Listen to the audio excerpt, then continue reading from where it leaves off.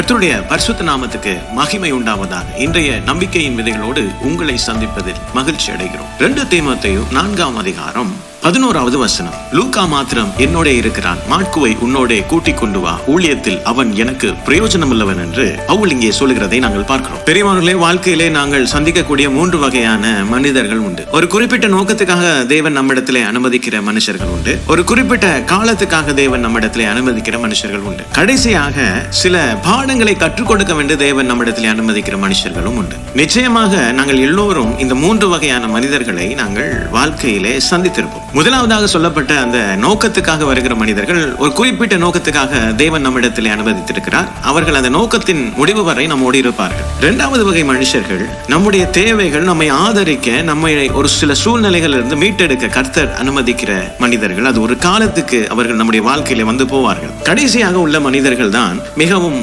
கடினமானவர்கள். அதாவது தேவன் இவர்களை கொண்டுதான் நம்முடைய வாழ்க்கையில சில காரியங்களை கற்றுக் கொடுக்கிறார், சில பாடங்களை கற்றுக் கொடுக்கிறார். நம்முடைய வாழ்க்கையில இவர்களை கொண்டுதான் சில திருத்தங்களை நம்முடைய வாழ்க்கையிலே கொண்டு வருகிறார். இங்கே பார்த்தீர்கள் என்றால் பவுல் சொல்லுகிறார், மாற்கு எனக்கு பிரயோஜனம் உள்ளவன், அவனை அழைத்து வா என்று சொல்லுகிறார். பிரியமானவர்களே, இந்த நாளில் கர்த்தர் நமக்கு சொல்லுகிற காரியம், நம்முடைய வாழ்க்கையிலே நம்மோடு இணைந்து கொள்ளுகிற மனிதர்களை குறித்து நாங்கள் மிகவும் கவனமாக இருக்க வேண்டும். தேவன் நம்முடைய வாழ்க்கையிலே அனுமதித்த மனுஷர்கள் நிச்சயமாகவே நம்முடைய வாழ்க்கைக்கு ஆசீர்வாதமானவர்கள். அவர்கள் வரும் பொழுது நிச்சயமாகவே நாங்கள் ஞானத்தோடு அவர்களை அடையாளம் கண்டு நம்முடைய வாழ்க்கையிலே அவர்களையும் ஒரு பகுதியாக நாங்கள் பார்க்க வேண்டும். நிச்சயமாகவே இன்று நீங்கள் போய்கொண்டிருக்கிற சூழ்நிலைகளிலே யாராவது எனக்கு ஒரு உதவி செய்தால் நல்லா இருக்குமே, யாராவது என்னை விசாரித்தால் நன்றாக இருக்குமே என்று சொல்லி நீங்கள் சிந்திக்கலாம். பெரியமானவர்களே, கர்த்தர் இந்த நாளில் உங்கள் சூழ்நிலைகளை கண்டு உங்களுக்கென்று மனிதர்களை எழுப்புவாராக. கர்த்தர் தாமே இந்த வசனங்களோடு உங்களை ஆசீர்வதிப்பாராக. தொடர்ந்தும் பைபிள் மரத்தின் வேத தியான பகுதிகளோடு இணைந்து கர்த்தருடைய ஆசீர்வாதத்தை பெற்றுக்கொள்ளுங்கள். பெரியமானவர்களே, இன்று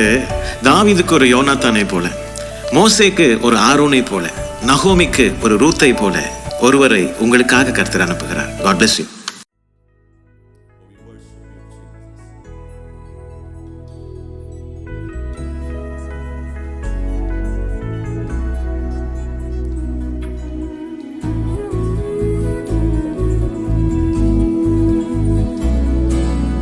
எல்லாவற்றிலும் எல்லாமுமாக இருந்தவரே, இருப்பவரே, எல்லாவற்றையும் எல்லாவற்றாலும் நிறைத்தவரே, நிறைப்பவரே, ஸ்தோத்திரமே, ஸ்தோத்திரமே, மறவாமல் செலுத்துகிறே,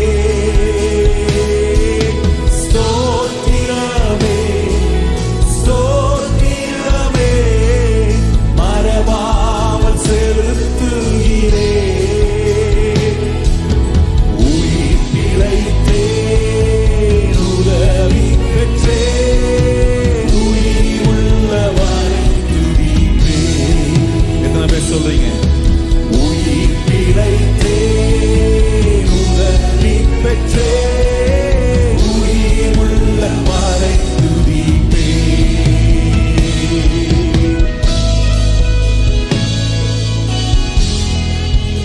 கர்த்தர் நம்மை பிழைக்க வைத்து தூக்கி அற்புதமாய் சுமந்து வந்த தகப்பனை பார்த்து சொல்லுங்கள், தகப்பனாக இதுவரை